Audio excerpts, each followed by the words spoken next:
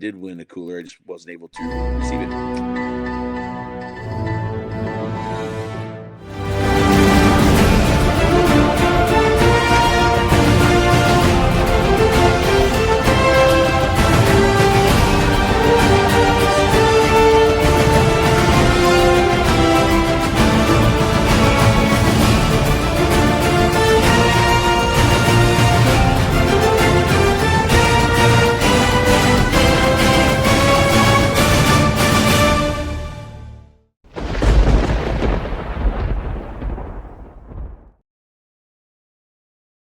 Well, hello, my friends, and welcome back to the Lost Art Project, Veterans Voices. My name is Victor Ney, and you will notice that it's not Andrew. Andrew's got the night off, so we're here anyways. I will be your host for this evening. Today's episode, Andrew is unable to join us, like I just said. So on tonight's episode, we have a fireside chat with the crew.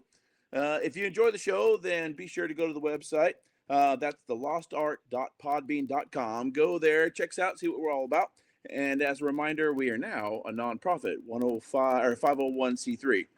A big shout out to the Till Valhalla Project out there doing amazing things. If you know about them, or even if you don't, go check them out and see what they got. There's all kinds of stuff to support that organization. Any support you give them would be appreciated. You can find them at tillvalhallaproject.com. That's tillvalhallaproject.com. And also another way to connect is the Marine Corps League.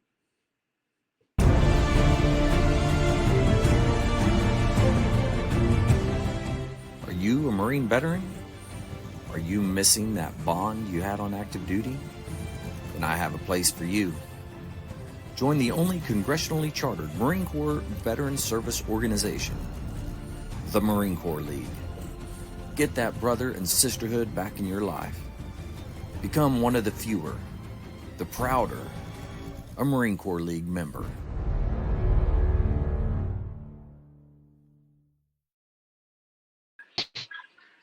All right, so we have the crew, and I guess we'll go around the horn. Jess, how you been? I'm living that good life. So it's winter back in South Dakota again. So, but that means it's USA Hockey, and they took gold today, so I'm a happy guy. Yeah, it is. Well, good for them, man. Did you see the meme of the guy like taking a chainsaw to his TV when Canada lost? Oh, that wasn't a meme. That was like documentary footage. Well, where'd Mike go? The Mike meme game here? has been on another level today. It was What game? The meme game has just been on point today. Oh yeah. So where did Mike go? I have no idea. Oh man, maybe he saw that Andrew wasn't here and he said I quit. I don't know. All right, I see how it is, Mike. Let's see. Well, I just came back from a school board conference. Had all kinds of good stuff going on there.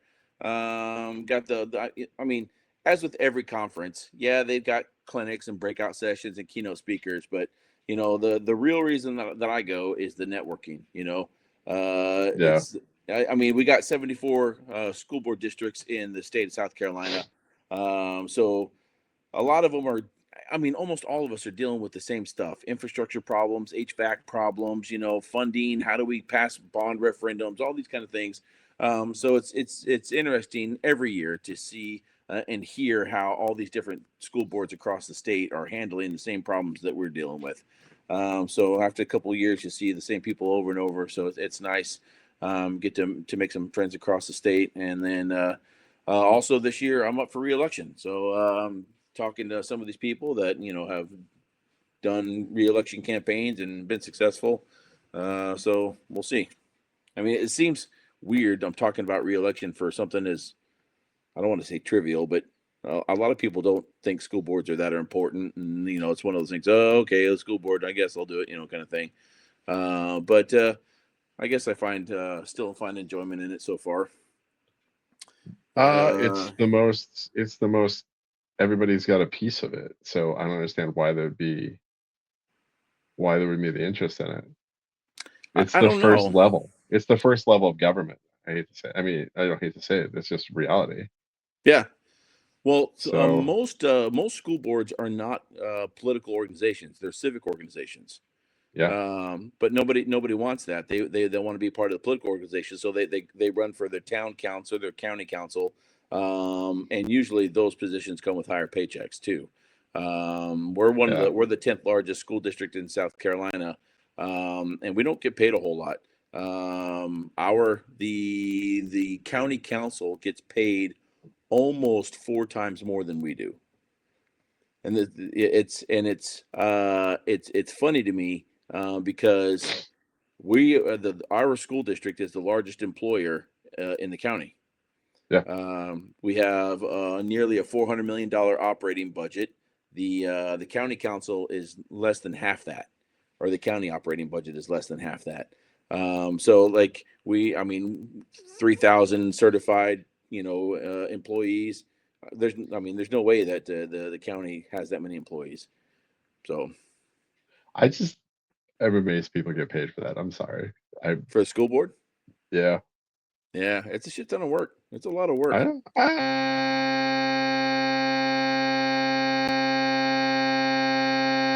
What the? Anybody else hear that?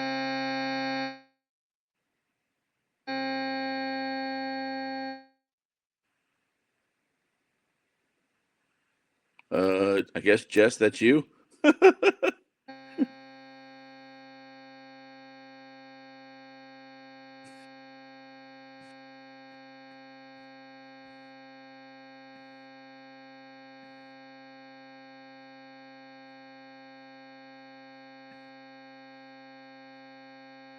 Wow. Okay.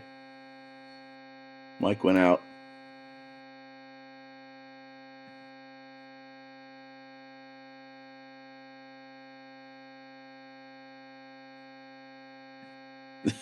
That's annoying.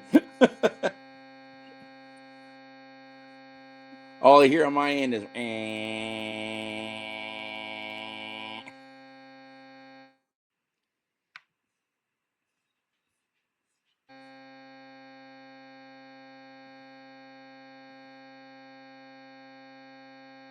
Man, Mark isn't even here for the man to be knocking us down like this. What's going on?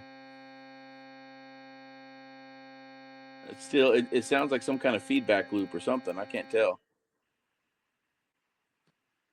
Bye. Just went bye. I'm here all alone now. All right. Nobody wants to play with me. I'll take my toys and go home, I guess. All right. I guess Mike's still trying to get on, maybe. Here, let's try this again. Hey, there you are. All right, I'll stop playing with the phone because it's tied into my phone and this. And I was looking for a funny meme because it was George Washington talking about snow Mexicans and hockey. So I'm like, well, no, that made me laugh. It was like I didn't want to mess. Summarized it. But yes, the memes are hilarious today. I just hope we're all good and we realize that they're, our friends to the north. But yes, so I don't know, man. I think local government never gets the attention it deserves, and yeah, people aren't paying attention because they're getting distracted by the high level stuff. And I think that when they start talking about property taxes and everything that affects them directly, my assessments come out every year, and I just get angry every year. Like, well, come on, guys. Yeah. Prior to 2019, we hadn't passed a referendum for any construction or infrastructure for 11 years. So 2019, we got a brand new superintendent came on board. Prior to 2019, the previous referendum attempt was failed with only 28% approval. And then the new superintendent came in and could completely flip the script. In 1 year, he passed a referendum with 68% approval. And then 4 years later, passed another referendum with 72% approval. All because of like all the citizen-led review committees and oversight committees that were all volunteers from the citizens. So that gave so much transparency to what we do as a school board and spending the taxpayers' money. Taxpayers want to know that what they vote on, as far as spend my money on this, they want to know that the money's being spent on that. And I don't blame. I'm a taxpayer. I kind of appreciate it too. But it's that really went a long way for doing all that stuff.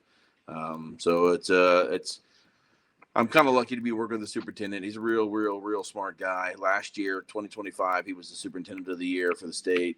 So I mean, real smart guy, and is able to navigate for a civic organization. He's able to navigate the politics of it very well, along with kind of working our way in with the county council too, which you have to be able to do because like there's property is being approved for single and multifamily, residents, and we have to know so we can plan accordingly with schools and all this kind of stuff. So he's doing a great job.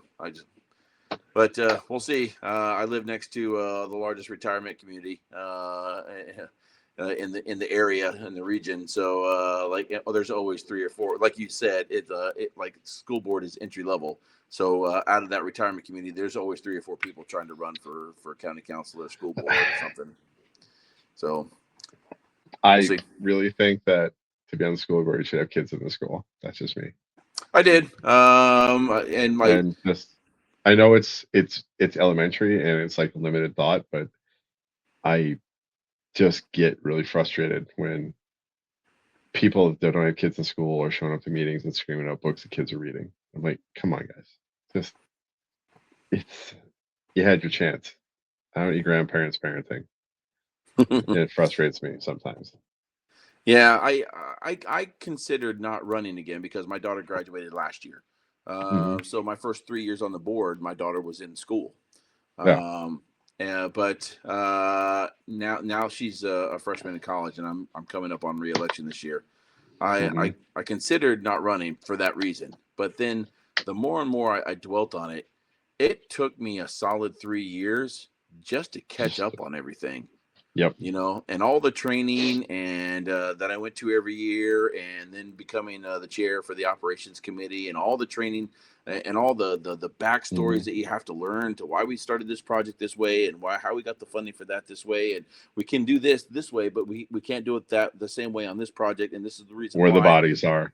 Yeah, literally, and it's taken me several years, 3 years, or say, or more, to figure all that out, and I don't quite feel like I'm drinking out of a fire hose anymore, but I still feel like I'm running to catch up to a moving train sometimes, while people are throwing things at me. I think that's by design, though. I mean, it's supposed to be complicated enough that it's frustrating because the average layperson can't just walk in and pick it up. You gotta be the junior member for a cycle, but then you want term limits because you don't want somebody just parked on these levels of government for a career, and that can be frustrating too. Yeah, we just had a guy retire from the school board that had been on for 30 years. That seems excessive. Yeah, we have term limits all over in the state, so we really can't even begin to talk about it. We are the term limit state. Sioux Falls mayor 2, then out. You can circle back after a cycle, but governor, same thing. The only thing we don't have term limits on is our state senate and our senator and our reps. Our rep, I mean, but the state senator, state rep, term limits. Governor, term limits. You can bounce between, so you go to the House, to the Senate, to the governor, and then up to national level. But I don't know. It's interesting seeing, but the bureaucrats can run it, and if you're not careful, they can get really. So I don't know. We had some generational changes in the city real soon. So one of the biggest producers of Smithfield Foods, hogs, they're moving out of downtown. So they're moving up north industrial area, and the town that they're going to be next to is like, what are you doing? Because there's a certain smell that place has. Because I think I've heard upwards of 40,000 hogs a day are getting processed through there. Yeah, that's a certain smell. But that plant's been there since 1907. So it used to be like John Morrell. So, I mean, it's in the prime area for development, right next to the Sioux Falls, the falls that were named after. And then the penitentiary is going to move too, because that's the original penitentiary. Our penitentiary this is the story of the state. And this is like when they made South Dakota, the capital pier, it's central. And then they got the mining school out in Rapid City. They got the land grant school in Brookings, that's SDSU. They got the law school and the med school down at University of South Dakota Vermilion, and then Northern up at Aberdeen is like the teaching college. Sioux Falls wanted the penitentiary because the business is always going to be there. That's been the joke. But we have this rose quartz in the quarry by the falls. So the prisoners were actually making the penitentiary they were living in. They had a quarry and carry it up the hill. Wow. So the 1880s, 1890s. So, but yeah, that thing has been around since 1890s. It's going to get moved, and yeah, it's a not in my backyard. Nobody wants the hog processing plant, which is untold millions of dollars in every year, in salaries. Penitentiary, not my backyard. So they just like stop it. And this they're trying to fix some things, modern day problems. So Yeah. I don't know. They're in session, so we hear all sorts of fun things. My father-in-law and my mother-in-law and father-in-law have a 180-acre farm. I think I mentioned it on the show a couple Yeah. times.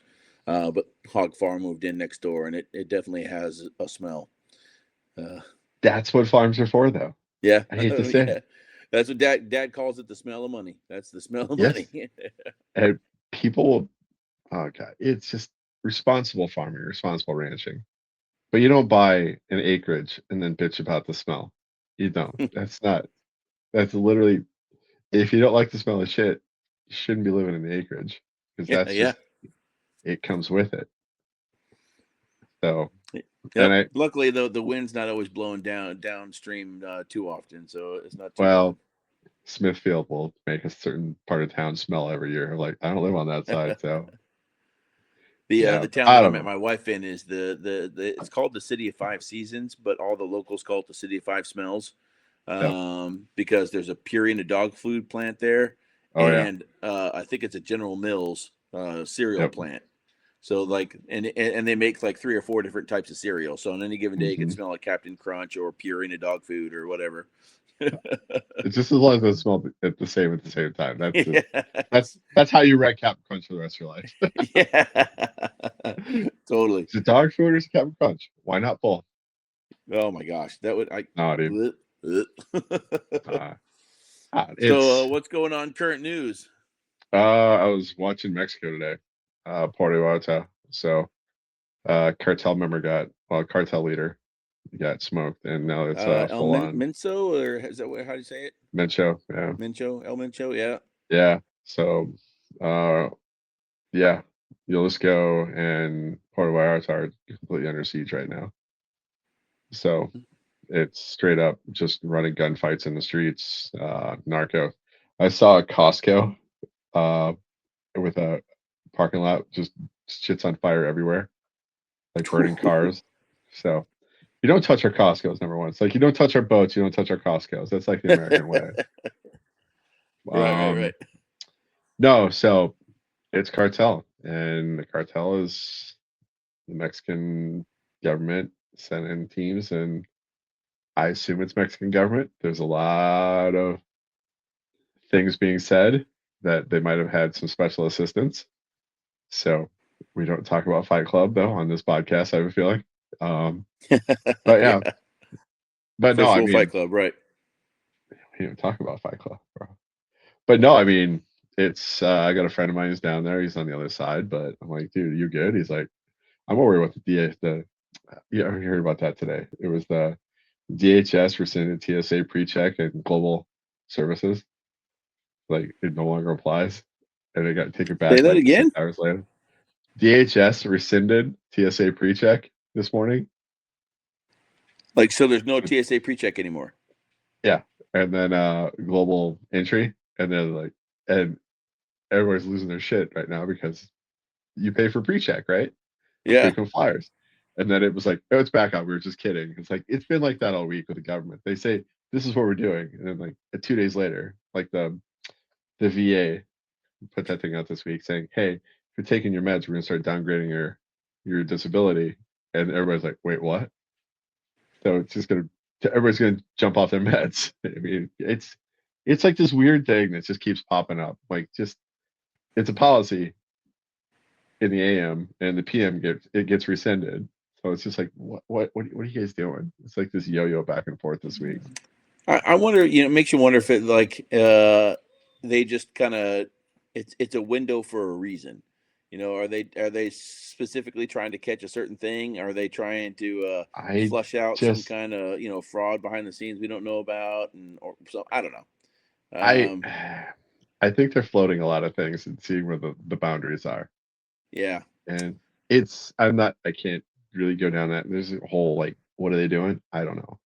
yeah, But it's like, okay, there's certain things you kind of just go against. So like here, I'm working on this, working on this, working on this. I got this full-time life thing going on. I got a full-time job, full-time family, I got full-time hobbies too. Like do a lot of volunteer work. I'm like, I don't have time to watch the news every day about a VA policy or a TSA policy or like just let me hammer my thing down so I can get done and get back to what I want to be doing, what I have to be doing. yeah. It gets a little frustrating. So there's been a lot of hiccups in the last couple of weeks on this. So it's getting a little frustrating.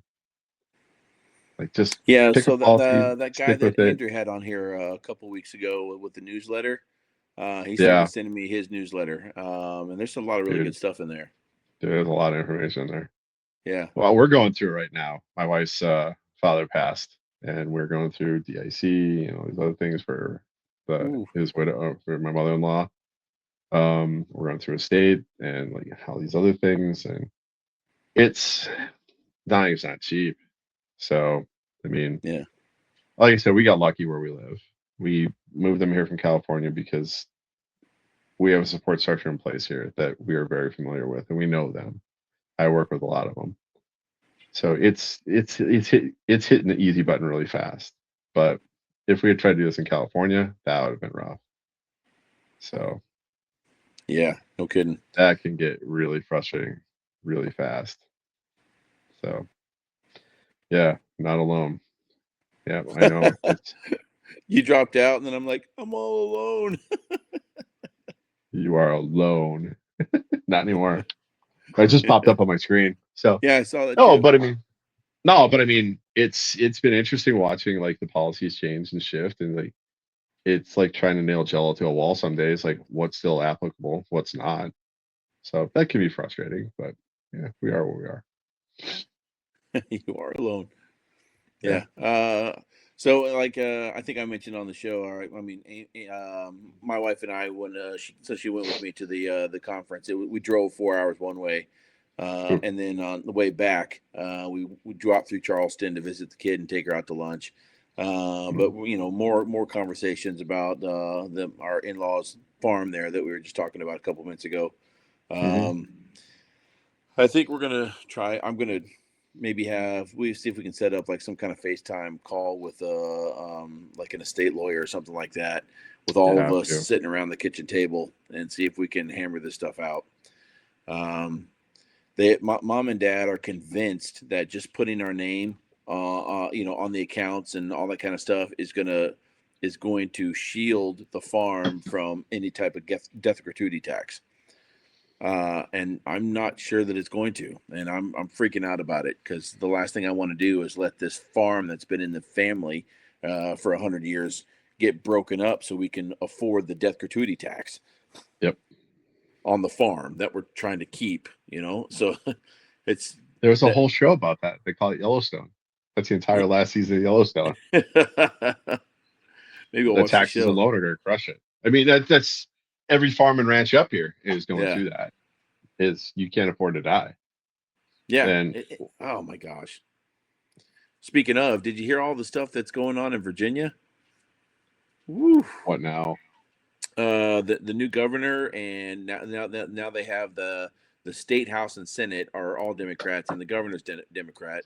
They're passing all kinds of wicked taxes, or they are proposing. They haven't passed yet. They are proposing. There's like, and I'm not even kidding, a dog walking tax. There's a tax on electric lawn care. So like the whole you got to go green, you got to go green. But if you buy an electric weed eater, that's going to get taxed. There's delivery taxes. So if you get anything delivered from Amazon or Grubhub or whatever Uber Eats, that's going to get taxed. This it's just ridiculous. They're proposing to tax if it moves or casts a shadow. It's like they're going to tax it. I'm like, Mhm. wow. It to me, it seems like it's getting ridiculously out of hand out there. I hope their citizens speak out, because I mean it's a bunch of stuff. Well, See if I can and this is find it what's real coming quick. back on our side, and this is something that I'm not trying to go down a rabbit hole on this, but there's a lot of incentives to move businesses in, and they don't pay taxes. Those taxes are going to get leveled against somebody, and it's going to be the citizen. So Yep. we're open for business, but we're also going to end up taxing the hell out of them. So I think there's a balance, and we just lost it somewhere. It's in the wash. But they also got to ask what their operating budget should look like. So Let's see. Are there anything?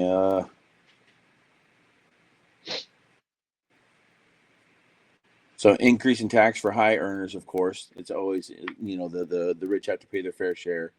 Um, let's see what else. Yeah, that's not it. no, there's not a balance anymore. Where'd it go? But the us versus them, I think that's a interesting. Oh, creates two more tax brackets, one at 8% and 10%. Authorized sales tax hikes for various transportation districts. Impose new tax on each and every delivery in Northern Virginia. That's Amazon, Uber Eats, FedEx, UPS. Imposes a firearm and ammunition tax equal to 11% of the gross receipts of the retail sale of any firearm or ammunition.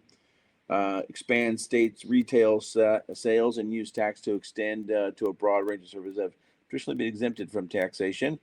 Um, Household services such as dry cleaning, laundry services, companion animal care, which is the dog walking one, residential home repair, taxes on maintenance, landscaping, or cleaning services, additional taxes on engine repair, vehicle repair, repairs to alterations or to tangible personal property, storage of tangible personal property, and delivery or shipping services will all become subject to a sales tax.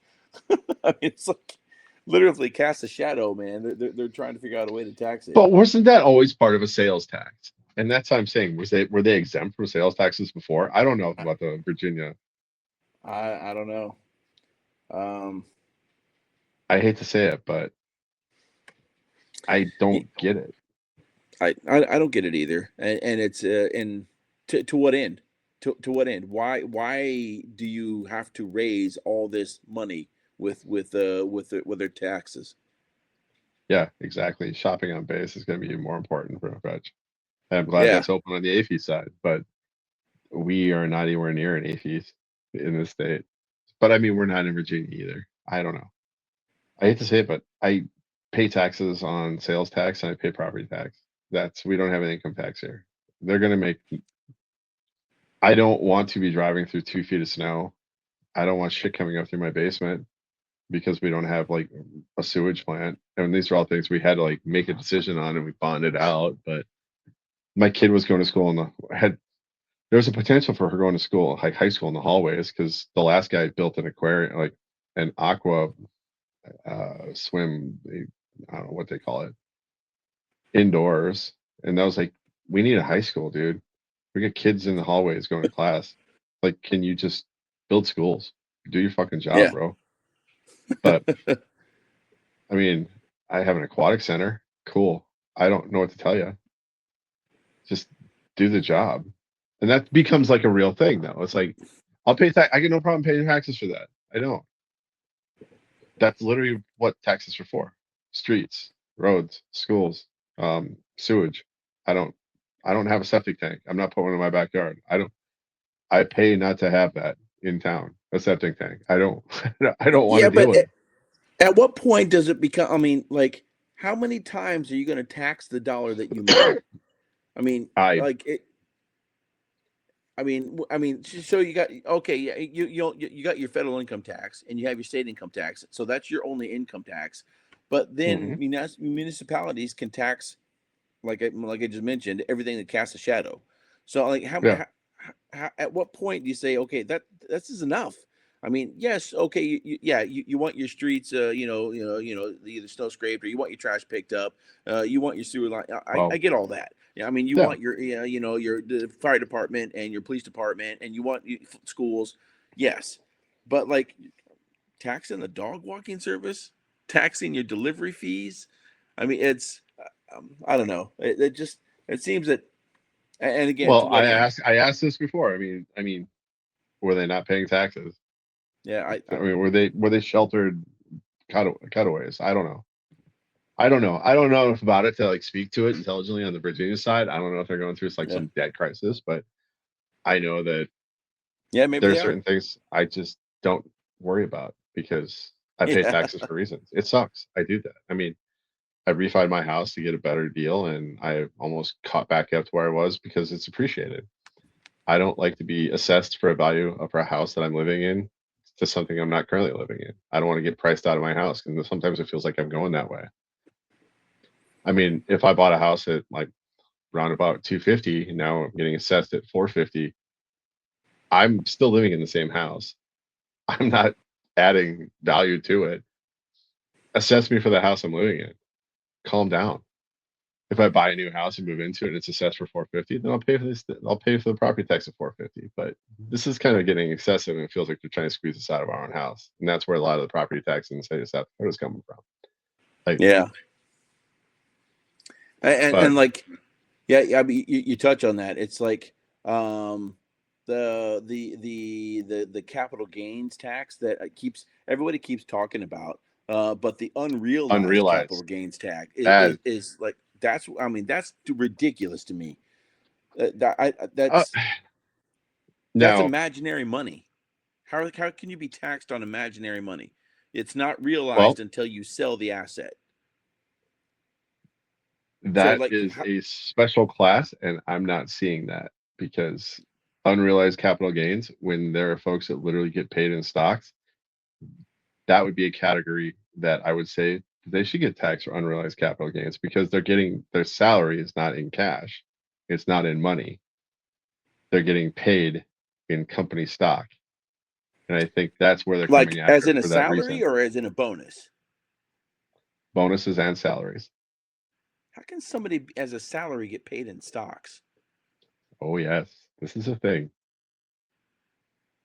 Huh. I will take this as a salary, but I would also like company stock, and I'd like it at this rate.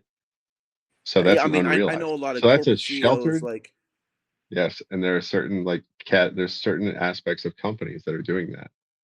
And this yeah, is but a I way mean, to get usually like paid the but not CEO get will paid. say, okay, here's my baseline pay, but you are also No, going to contribute X amount percentage to my IRA, which could include stocks. no, company stocks. They're getting paid in their own company stocks. Yeah, that's what I'm saying. But like But the IRA is like a, it's a way of sheltering a salary without getting money. And I'm yeah, like, that's shifty as hell. Just pay money. If I get a bonus, I pay a 40% bonus fee, bonus tax. So if it's considered a bonus, 40%. you ever got a bonus? Other than the Marine Corps, no. Yeah.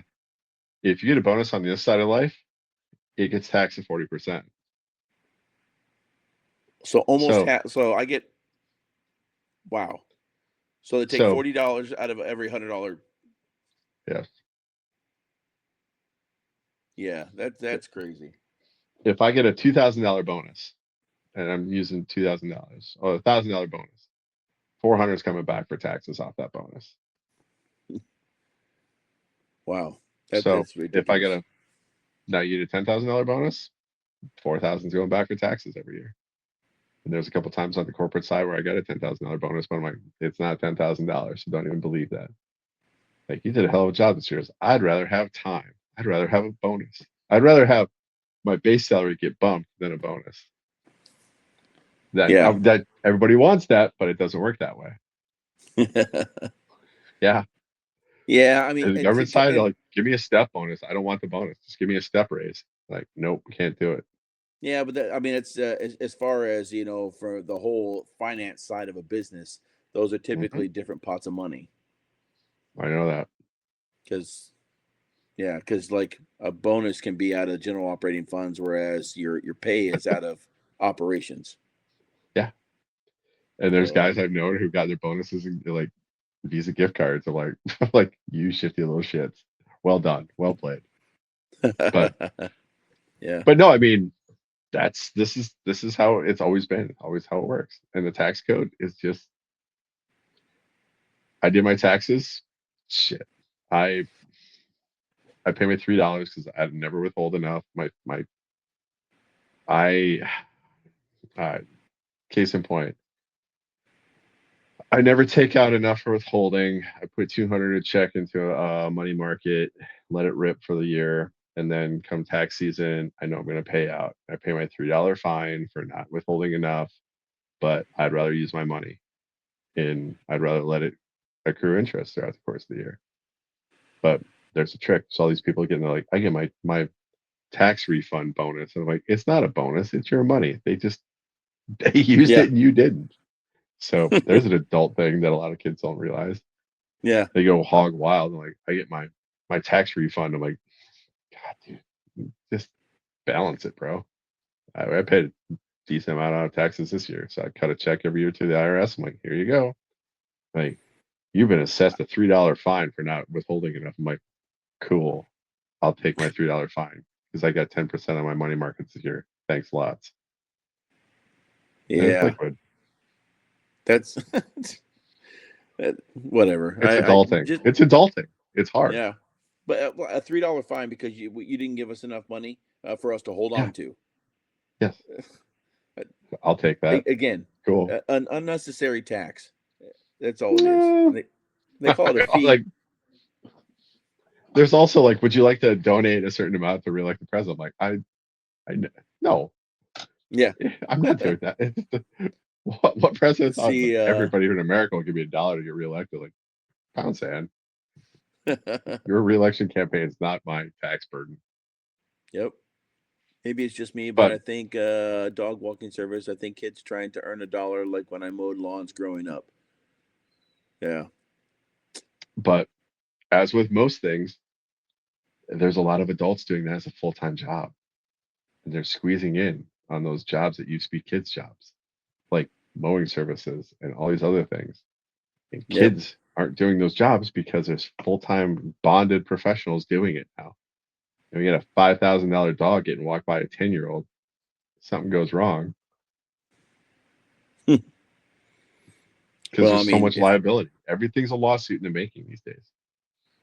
yeah, and that's the unfortunate part. I mean, everybody like our Yeah. it seems like our society is so sue happy now. It's ridiculous. Mhm. You know, if you call the planet round, somebody's going to sue you. Yeah, it's ridiculous. Uh, We have don't a give me a famous bonus. poster Just for give me a raise my salary. Yeah. yeah.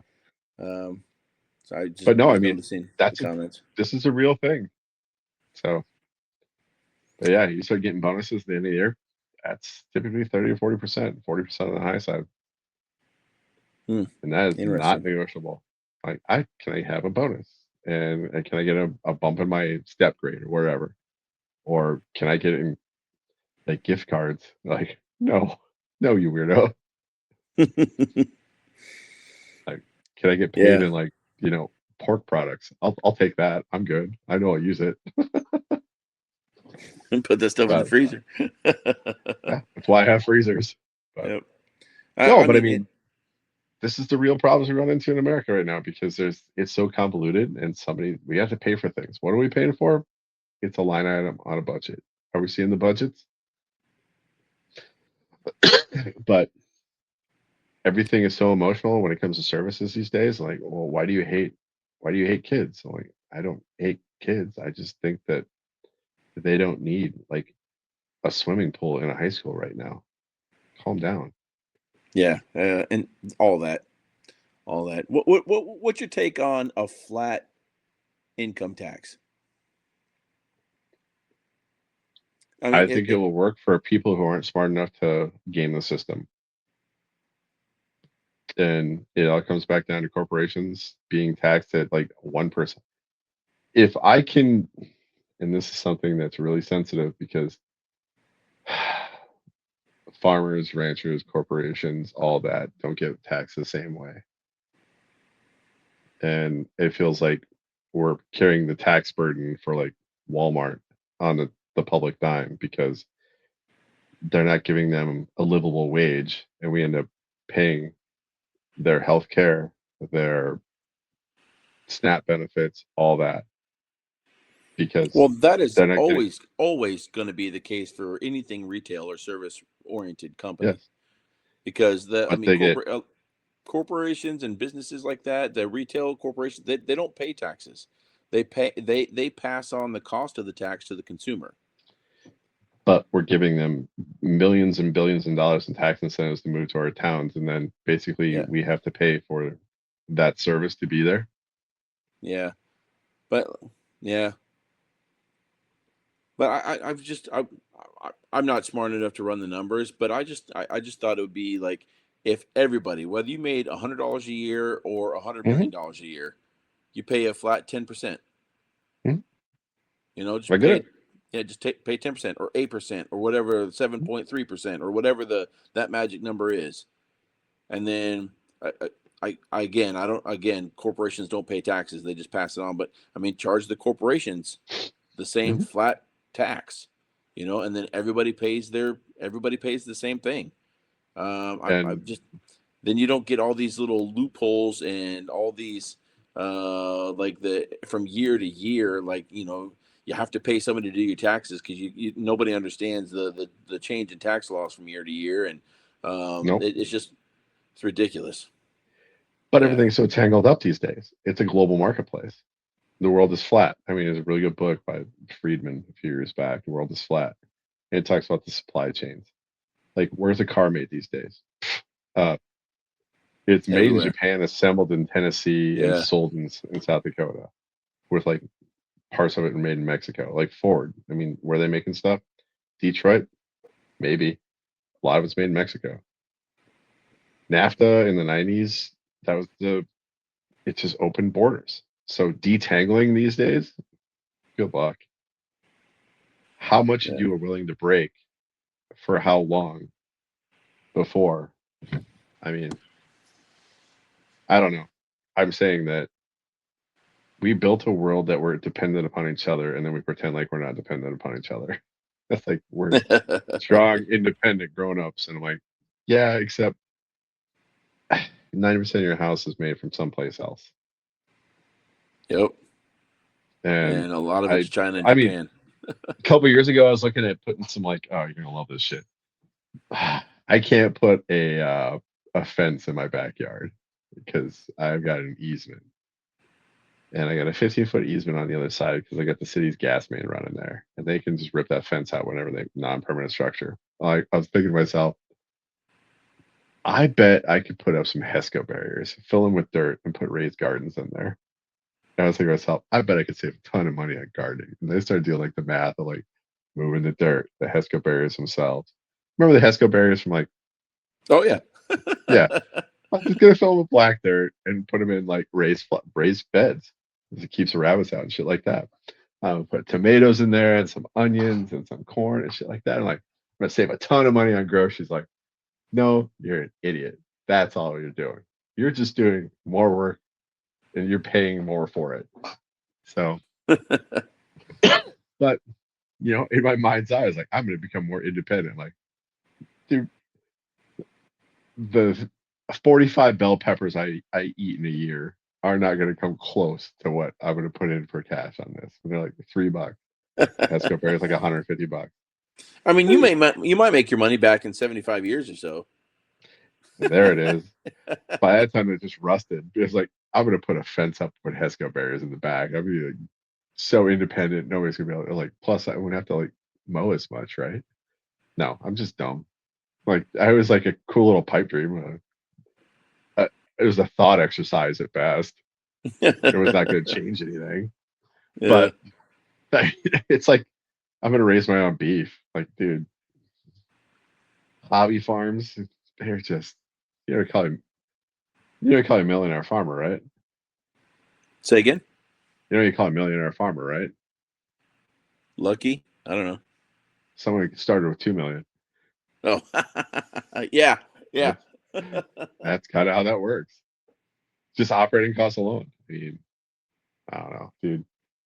Our own independence it costs money. And I think that's where the balance comes from. So there's a lot of stuff that we're paying money for that is just designed to cost money.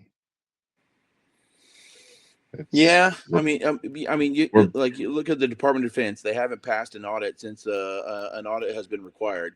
Since was it 2018 is when the oh, Department of Defense was supposed to be required to pass an audit, and they haven't passed one okay.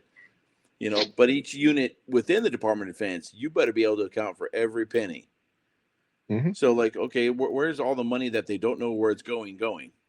So it's like, it's at some point, yeah, like to me, if there's all these tax laws that nobody knows about, they're taxing everything that casts a shadow. Where is all this money going that we don't know about? It's frustrating to me because okay, we're paying billion, of the 170 or something ish countries in the world, we pay 130 of them so we can park boats on their shores, so we can continue to trade with them. And to some extent, okay, sure, maybe some of that money is necessary as far as continuing trade agreements and all that kind of stuff. But is all of it?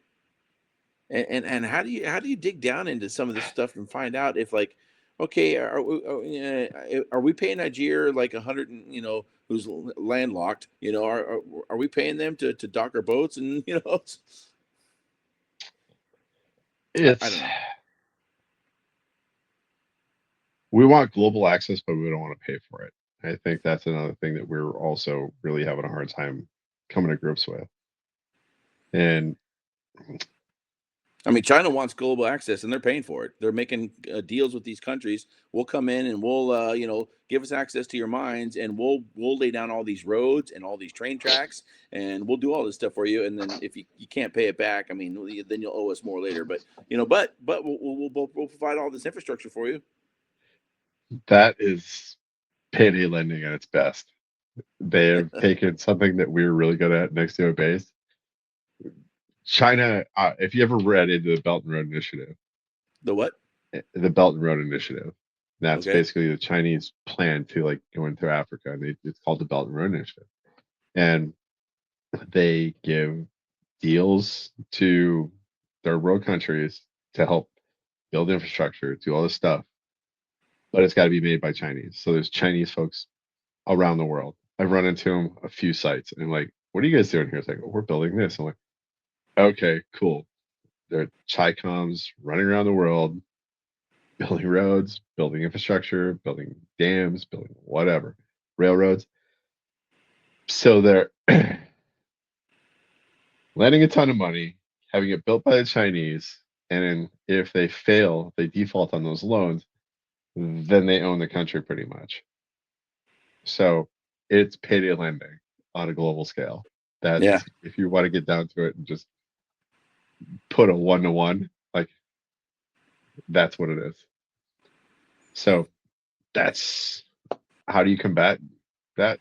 Well, we give money to State Department USAID to go make deals and build roads and do Yeah. things. That. But is all the money being spent wisely? No. All the money I have is not being spent wisely. I mean, look around me. I just buy shit because I like it sometimes. Why do I want it? Because I like it. That's why. Pretty much Stupid. why I have a motorcycle. Yeah. It's why we buy stupid shit. Now, if you think the government's wiser than we are, oh, it's made up by Nope. people. It's fallible. And there's some Yeah. really horrible ideas that get floated through. Like, well, we have to spend it or we're going to lose it. Like that. That's what needs to stop right now. All right, Yeah. program managers, and there is a real thing that your success as an individual program manager or project manager is tied to the money you spend. The bigger your budget, the better you're doing. And I'm like, please stop. That needs to get twisted back to reality. So What do you mean? How so? they're incentivized to spend money and to do bigger projects. Their success as an employee is tied to how much their budget is every year. So are you saying they're putting the cart before the horse by estimating projects to be larger than what they are so they can spend more money? Mm-hmm. Okay. All right. I get that. And Yeah. you look at Yeah. resumes. You look at resumes. There's a lot of resumes out there. It's like I was responsible for a $1.5 million budget every year. What do they do with it? There's no quantitative or qualitative analysis tied to it. It's just here's this number that I did. I must be important now, right? Yeah. Well, hate to say it, there's a lot of that going around.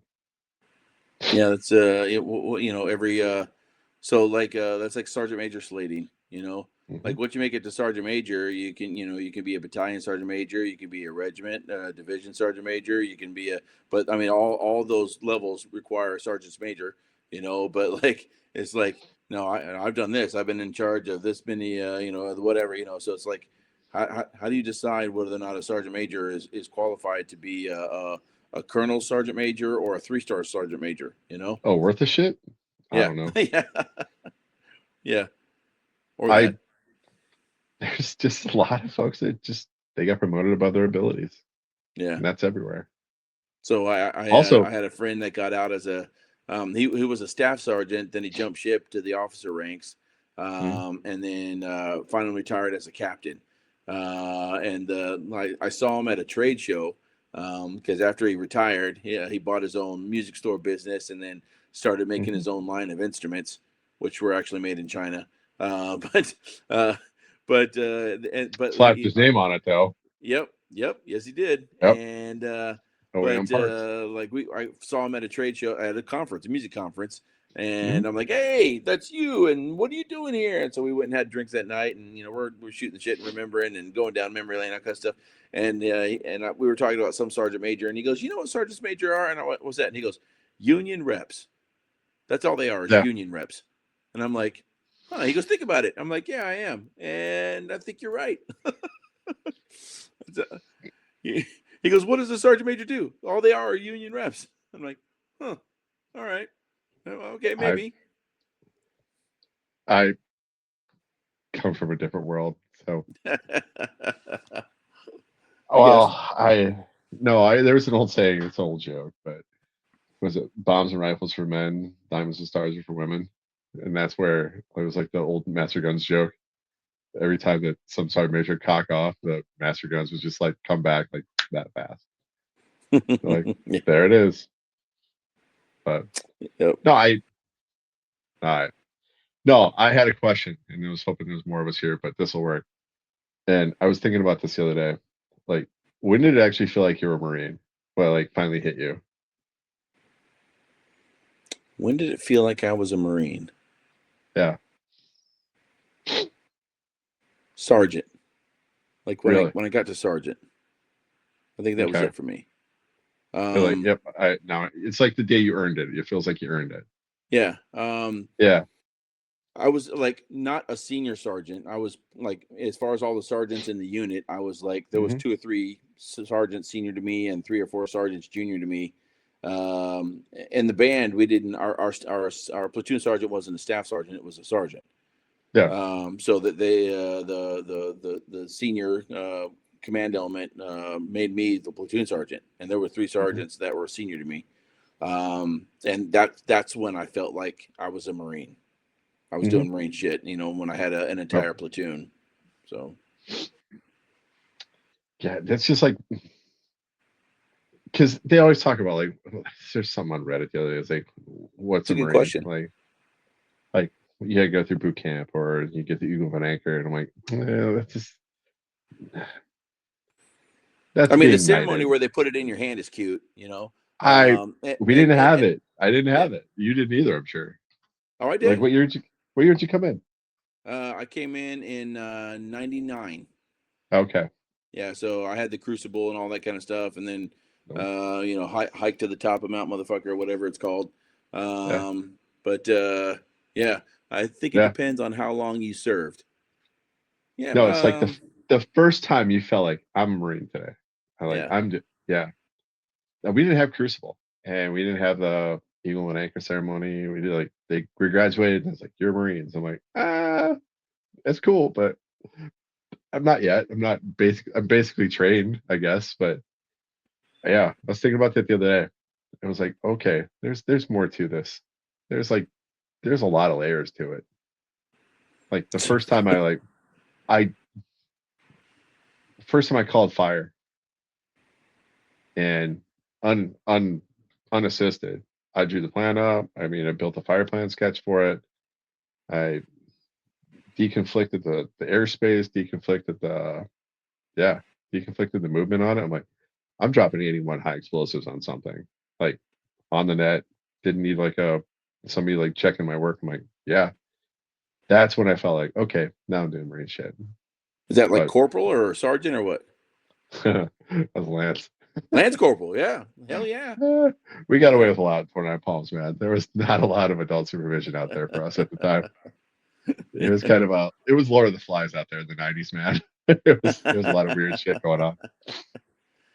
I picked up Oh my yeah. first crew at 19 though. And I was just all over the place. But it was like the technical competency to do the job that that was when it like, okay, I'm doing this thing now. Yeah. I mean, you'll still get rocked on your ass, but it's like, oh, I'm a Marine. Now like, okay. I mean, it was one of those things. It was one of those questions like, huh, there's a lot more to this. And that that textbook answer, we're all supposed to give, but yeah. Yeah, there was a period in boot camp, when you do the pugil sticks. Mm, I almost knocked a dude out. That felt yeah. really close to being a Marine. Hmm. But like when we got our Eagle Globe and Anchor, they our everybody says the drill instructors hate them. Our drill instructors actually hated us. They absolutely hated us. They threw down all their campaign covers in the squad bay and made us march over them. They threw down the guidon. Yeah, they totally did. Took off Oh, the duty belts and made us walk on them. Threw down the guidon in the middle of the quarter deck. Made us walk and stomp all over it. I mean, and then like we came up to the Crucible. We finally get to the top of the hill there, and they're passing it out. And I'm not kidding. Every one of the drill instructors in every squad was going down the line mhm. going, you don't deserve this. You're a piece of shit. You fucking gave up on this. Okay, great. Good job. I have to give it to you. Go on to the next one. You don't deserve this one either. Good job. I have to give this to you. Blah, blah, And then the drill instructor looks at me and he goes, hey, congratulations. You made it. Gave me mine and moved on. Yeah, But then we go up to like family night and all of our drill instructors like, don't bring your families to us. We do not want to meet your families. We don't yeah. want to meet your families. The next morning on the moto run, the entire moto run, covered in alignment, I, sir, Ura Marine Corps, kill. Covered in alignment, I, sir, Ura Marine Corps, kill. That was the entire moto run. The entire moto run. They absolutely hated us. And then like when like dismissed, we turned around, looked for our drill instructors, nowhere to be found. Gone. Gone. Already Gone. gone. Already gone. I'm still shooting shit with mine. Yeah. They're still friends. They hated us. We I got one last of my place in initial drill, and from that point on, oh that's yeah, it was fuck you guys, and oh man, yeah, y'all broken souls. yeah, I there's a guy in my platoon boot camp who actually employed one of my drill instructors for a while. He had a construction company, like he was doing a project in Carlisle Barracks in wow, Pennsylvania. And he hired our heavy as like the safety inspector. It's like, yeah, come on over, I got a job for you. Oh, we run into him every once in a while. Online. We got a whole platoon thing on Facebook. We keep up with each other, but yeah. I suppose there's like groups that just like it doesn't click. It just doesn't work. I got lucky. Our group clicked, yeah. but Ours no, it ours was did like not. I I don't know. It was like you get done with boot camp, and you go to SOI, like school of infantry for us, and then you got like the kid who graduated 2 weeks ahead of you is in charge of like your platoon for that week. I'm like, dude, you've got 2 weeks more experience than me. Shut the fuck up. And then I get to fleet, and the guy that's my vehicle commander, he was a class before me in LEV school. I'm like, dude, you know about as much as I do. Just shut up.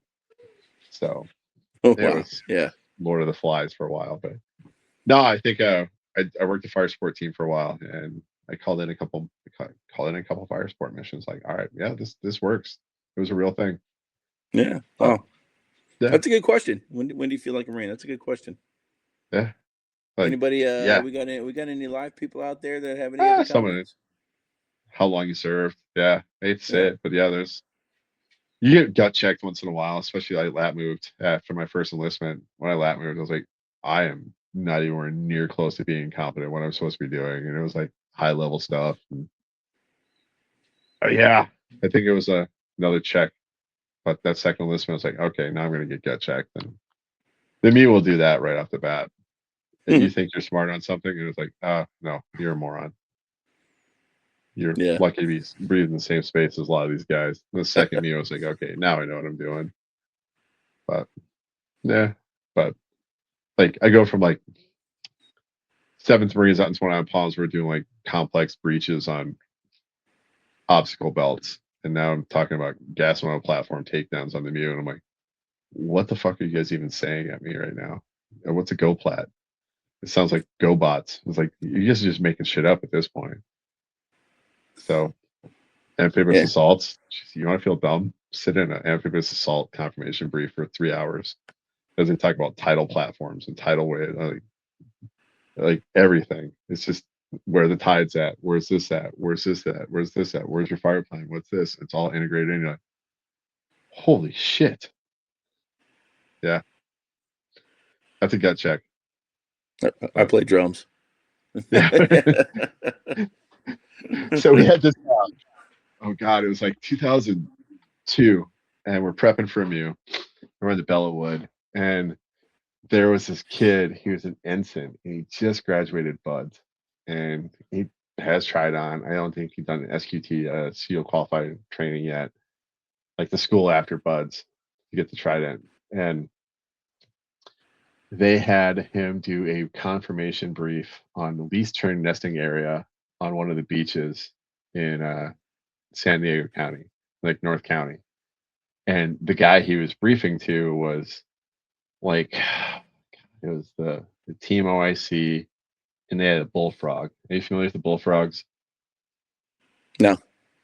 It's the longest serving SEAL at the time. They call him the bullfrog. Oh, okay. So you remember Survivor season 1?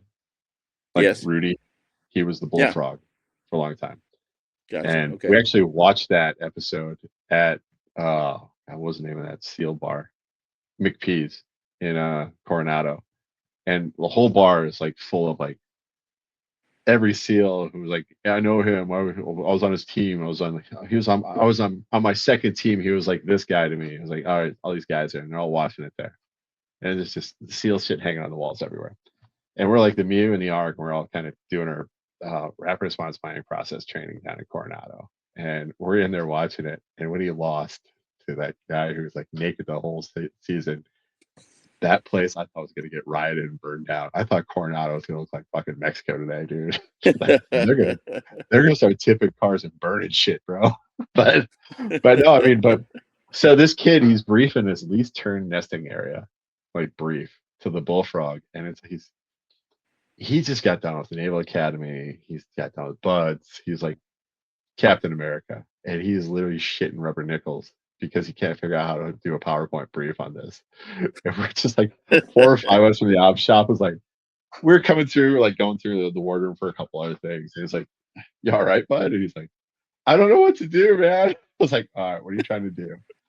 So we're moving stuff around on the PowerPoint brief, hooking him up, like setting him aside. He's like, and then he's like, I appreciate this more than you guys know. I'm like, dude, you're like a SEAL ensign, dude. You're on a team. I mean, how is this rocking your confidence? It's like, I don't feel like a fucking SEAL at all, man. I can't do a brief. I don't know how to work PowerPoint. I'm like, Jesus Christ.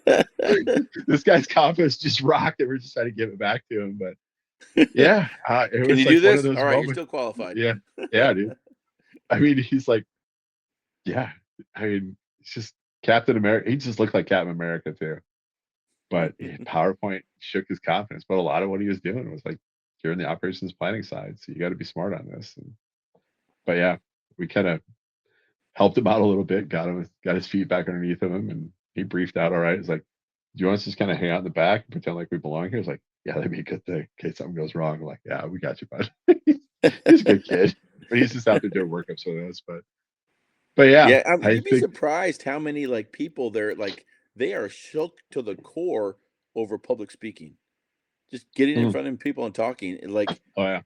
like causes people to shut down.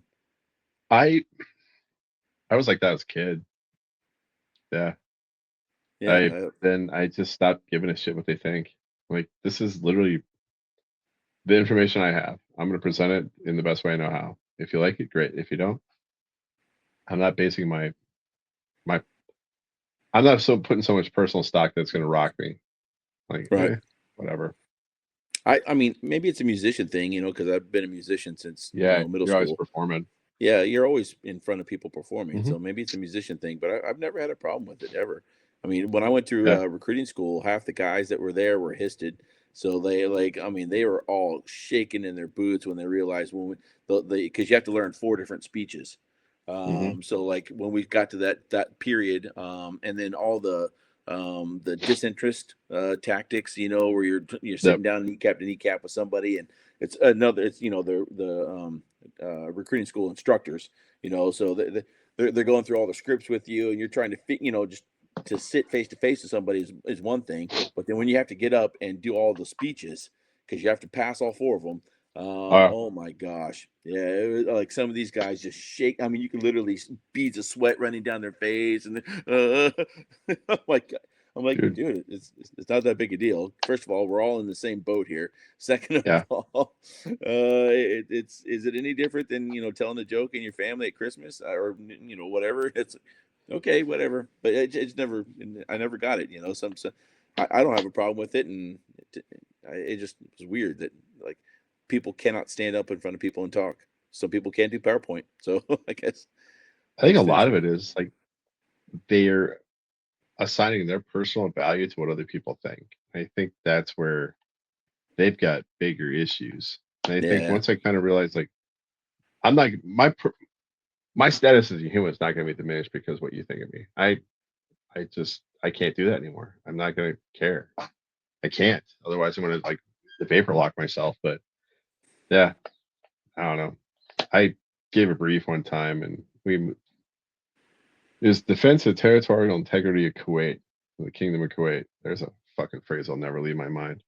But we were going down to First Mordere from 29 Palms and 7th Marines, and we had our giant 1 of 50 map that covered like the entire conference room table, and we're briefing in front of General Admire, and General Admire was something else. He was a hell of a guy. No, it's General Aggie actually. He was a 2-star, and he was just like, "Well, what do you got for me today, son?" And he was just like the most relaxed guy. In my mind, I'm building him up because I'm just getting ready to brief Iwo Jima, man. I'm not a Marine, dude. I'm a planner. I know what I'm supposed to be doing. Da, da, da, da, da. Right. So, what do you guys think about this? And he just started asking these like most calm, sensible questions. He's like, he already knew what we are gonna do. We gave him the read ahead. It was mostly a formality, and if he had questions, we run him down. But yeah, he was just putting us at ease, and I was like, all right, cool. And then I sat in a couple of meetings where the guys, like all these guys, are respected a lot, and they completely just like flamed out, like watching colonels get ready to go like into like fist fights with each other. Like they're not bigger, better than us. They just got more schools and they got more experience. So that's whatever. it. That's it. Yeah, there's the trick. That Yep. was it for me. That's when I got out, and obviously I ride a motorcycle, and so Yeah, there was a couple different motorcycle clubs that were courting me, leathernecks, all that kind of stuff, yeah. and I'm like, nope, no, I will never ever ever debase myself to another man ever again, ever, There it is. ever. Yep. And that's how I live my life. I like the president of my school. I'll walk in, I'll poke him in the chest just like I will anybody else. Yep. And I will never debase myself to another man I'm ever again. not, I'm like, I was already a recruit once. I'm not going to be dude. another recruit for a Hmm. motorcycle. Fuck that. Screw that. No, sorry. That's kind of where the devil dogs make me weird. I like they start getting weird about that shit, and I'm like, no, I'm not doing this. I'm not boot camping again. I've done it Yeah. once. I'm good. Yeah, and I I mean, I thought, there was probably about a 12-second period. I thought like maybe I'll do, the whole JROTC instructor thing, when I get mm, out, and then I'm like, no, no, nope, dude. because you still gotta, you're beholden to somebody at that point. Still, Yeah, the whole nope, not doing it. But it's not my thing. yeah, I teach different. I don't like raising my voice for anything these days. Like, what are you guys doing? Stop it. All they basically do is turn them mentally. You're just shutting off their brains. Like, let's walk this dog. Let's talk the problem through. A lot of people just want to hear themselves yell too, but that's not my thing. yeah, and there's some of the aspect of like you're retired. Can you not take off the uniform? I mean, it's some people that Yeah, they don't know how to. I don't want to say reinvent, but remember what they were before the Corps. Like that. Like it's and I mean, obviously yeah, the I see what you're military, saying. yeah, but like you transform into a Marine and you never unbecome a Marine. Yeah, But like at some point, like it's like we were talking about, people that stay on the school board for 30 years. You know, yeah, you that's our you do your identity. time in the Marine Corps, whether it's 4 years or 30 years or whatever. But when it's over, you got to pass the torch. Yeah, It's time to pass the torch. You know, yep. so And that's where it gets like weird for me because they talk about like, hey, they're getting rid of tanks. I'm like, dude, we're alumni. We're not doing this anymore. yeah, yep. Alumni doesn't get to say you can't. Maybe in the SEC, I can't talk about SEC football, but you can't be starting that quarterback no more. I was like, dude, let the coach coach. I hate to say it. That's how this shit works now. But Oh my there's, gosh. I don't need to know about the makeup of the amphibious ready group and what amphibious capability is getting cut or like. I just need to make sure that the legacy is still there and we got a place to go at the end of it. So Yeah. that's what we're supposed to be doing in the Marine Corps League. So find a Yeah, home for them, the let chief of them have some staff good when I was memories. First Marine Division used to call all the First Marine Division Association guys the stakeholders. Yeah, Yeah, yeah. but We're the alumni, well, active we're supporting. over an hour now, so I I guess we know. can tie it off and call it a night. Hey, it's good. It's Uh, good. Good visiting, man. Know by fast. yeah, it was. You got any words of wisdom? I do books, bro. Well, let's see it. What you got?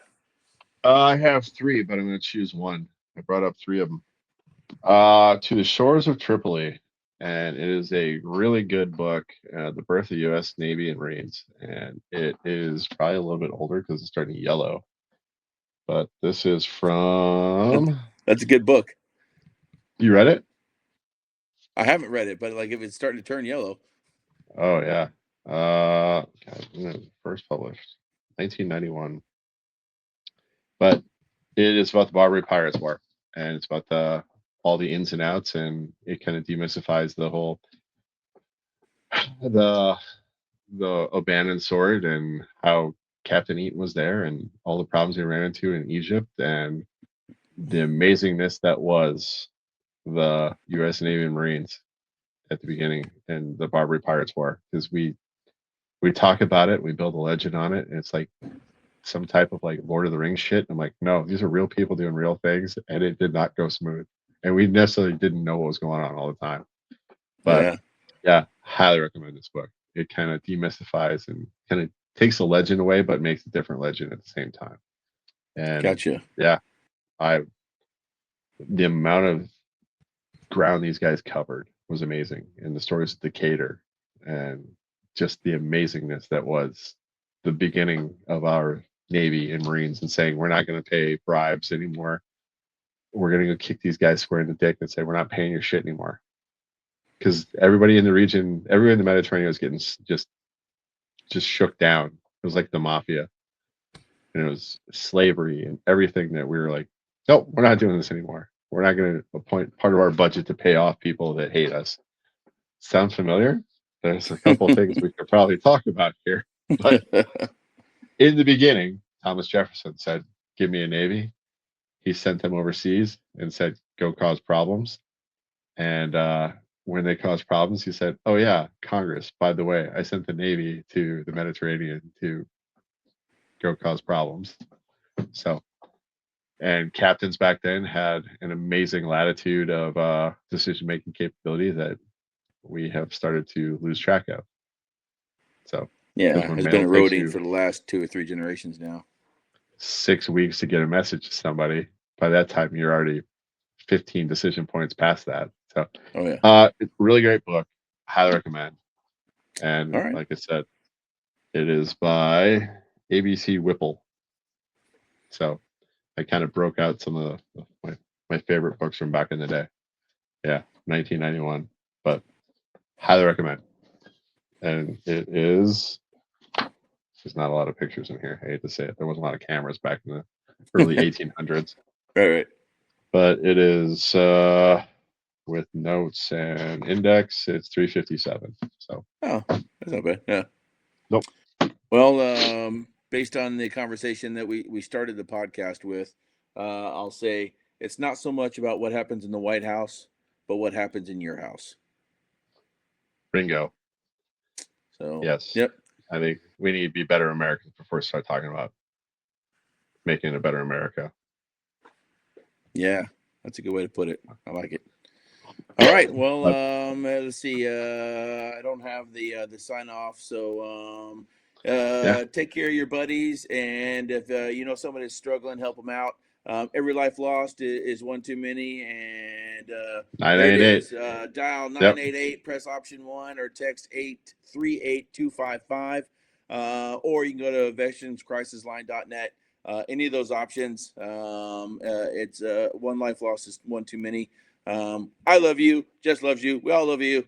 And then, like Andrew would say, change your socks, stay motivated, and all that stuff. Yes. Change your socks.